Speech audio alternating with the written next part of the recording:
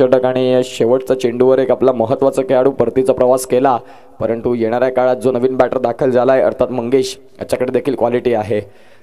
आक्रमक आणि एक आगळा वेगळा फटका खेळण्याचा प्रयत्न होता अगदी ऋतिक यांचा, परंतु चेंडू मात्र इथून डॉट येतोय। ऋतिक आतापर्यंत 6 चेंडूंचा खेळ करतोय, 4 धावांवरती त्याचा खेळ मात्र पोहोचलाय।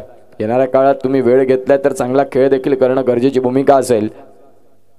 गोलंदाज अल्केश तयार, वैयक्तिक दुसरा आणि संघासाठी जर आपण पाहिलं तर हे तिसरं षटक असेल। पंच अक्षय नाईक मात्र चेंडू स्क्रोल करतायत, अगदी आपण पाहू शकाल राकेशजी धुमाळ आपल्याला पाहायला मिळतात। शॉट मिड ऑफ मध्ये एक चांगलं कर्णधार पद म्हणून ते भूषवू शकतात, परंतु आज यंग टॅलेंटला त्यांनी संधी दिली आहे की खऱ्या अर्थानं आपण पाहतोय तुम्ही या गेमची प्लॅनिंग करा, मी निश्चित स्वरूपात तुमच्या मागे आहे। जाऊया मॅचकडे, जिथे 2 बॉल आणि धावसंख्या 16 वरती जाऊन पोहोचते। एक गडी बाद अशी स्थिती मैदानाच्या आतमध्ये, यावेळी लगत सलगचा तिसरा, क्या बात आहे, सुपर्ब लाईन और लेंथ। सकाळच्या सत्रात एक चांगली आणि सुंदर गोलंदाजीचं पृथ्थकरण मैदानाच्या आतमध्ये, आणि चांगली लाईन और लेंथ तुमच्याकडे असणं भरपूर गरजेची भूमिका, आणि अगदी मात्र ती गोलंदाजी अल्केश ऑन स्क्रीन आपल्याला बघायला मिळाला। धावसंख्या जाऊन पोहोचते ती म्हणजेच आता फलकावरती 16, या धावसंख्येवरती एक गडी बाद, सलगचे 3 चेंडू डॉट डॉट अँड डॉट।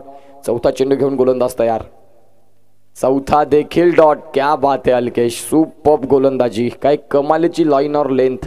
सकाळच्या सत्रात फलंदाजाला कसं बांधून ठेवायचं ही मात्र एक चांगली ज्याच्याकडे एक अनुशासन गोलंदाजी आहे, आणि त्या गोलंदाजीने मात्र खऱ्या अर्थानं त्याने फलंदाजाला कर्दन काळात ठेवलंय।